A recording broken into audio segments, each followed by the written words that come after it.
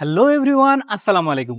আজকে আমি এসেছি বগুড়ার মধুবন সিনেপ্লেক্স সিনেমা হলে একটা মুভি দেখতে। সেই মুভিটির নাম কি জানেন? উড়াল।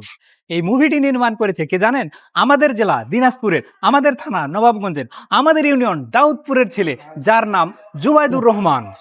মুভি থেকে বের হওয়ার সঙ্গে সঙ্গেই দেখা হয়ে গেল পরিচালক, নায়ক এবং এই ছবিতে যারা অভিনয় করেছেন সকলের সাথে।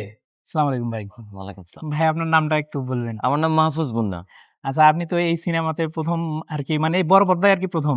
না, বড় পর্দায় ১ম না। এটা আমার বড় পর্দায় প্রধান চরিত্রে ১ম অভিনয়। প্রধান চরিত্রে তো আপনার অনুভূতিটা কেমন? খুবই ভালো।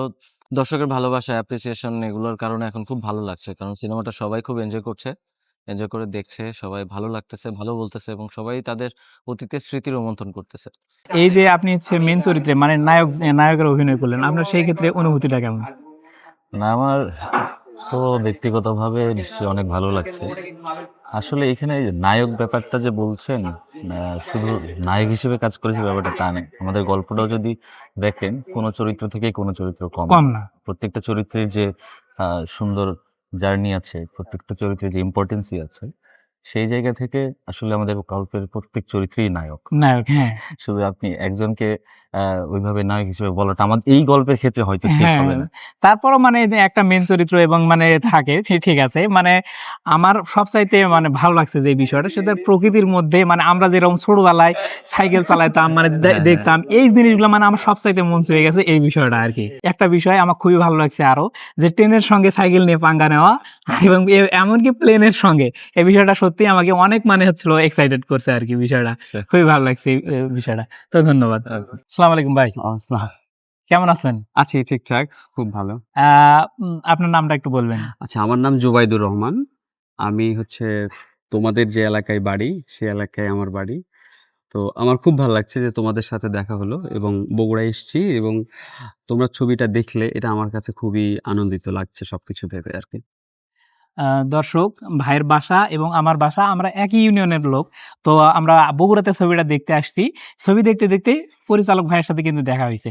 আচ্ছা ভাই, আপনি যে এই ছবির পরিচালক, এটা তো আপনার ১ম ছবি। জি। তো আপনার অনুভূতিটা কেমন?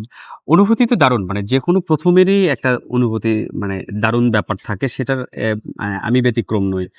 কিন্তু মানে এই যে সবাই যে এত উৎফুল্ল, সবাই এত উচ্ছ্বাস প্রকাশ করছে, এইটা আনএক্সপেক্টেড ছিল। মানে এটা আমরা ভেবেছিলাম যে কেমন মানুষ নিবে, কি হবে না হবে। আমরা সবাই আ বয়স কম সবকিছু মিলিয়ে। কিন্তু দেখলাম যে সবকিছু মিলে এখনো তোমরা নিশ্চয়ই খেয়াল করেছো যে মানুষ এই হাফ শেষ করে কি পরিমাণ উচ্ছ্বাস প্রকাশ করছে। হ্যাঁ। এবং ফাইনালি সিনেমাটা শেষ করলে আরো অন্যরকম একটা অনুভূতি তৈরি হয়। তো সবকিছু মিলিয়ে অনুভূতি দারুণ। দারুণ। তো হচ্ছে এই সিনেমাটার মধ্যে সবচাইতে আপনার সুন্দর মুহূর্তটা মানে কোনটা মনে হয়েছিল? দেখো, মানে এটা ডিরেক্টরকে কোনো সুন্দর বা অসুন্দর মুহূর্ত জিজ্ঞেস করাটা খুব মুশকিল। এই হ্যাঁ। অর্থে মুশকিল যে কারণটা হলো যে আমার প্রত্যেকটা ফ্রেমই আমার কাছে আ অ যৌক্তিক। অসাধারণ, অসাধারণ। মানে আমি যদি বলি যে এটা ভালো, এটা আমার ভালো লাগে না, সেটা সাংঘর্ষিক ব্যাপার। হ্যাঁ, হ্যাঁ, হ্যাঁ। কারণ আমার প্রত্যেকটা ফ্রেম, প্রত্যেকটা ডায়ালগ, প্রত্যেকটা মুহূর্তই আমার কাছে একদমই সন্তানের মতো। জি, কারণ ওটা প্রত্যেকটা জিনিসই আমার ভালো হতে হবে। ভালো ওরকম হবে। প্রবণতা থেকেই আসলে ক্যাপচার করা।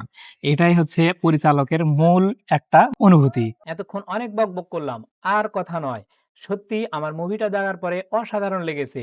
আপনারাও মুভিটা দেখার পরে অবশ্যই কমেন্টে জানাবেন আপনাদের কেমন লাগলো। তো আজকের মতো ভিডিওটি এখানে শেষ করতেছি। আল্লাহ হাফেজ।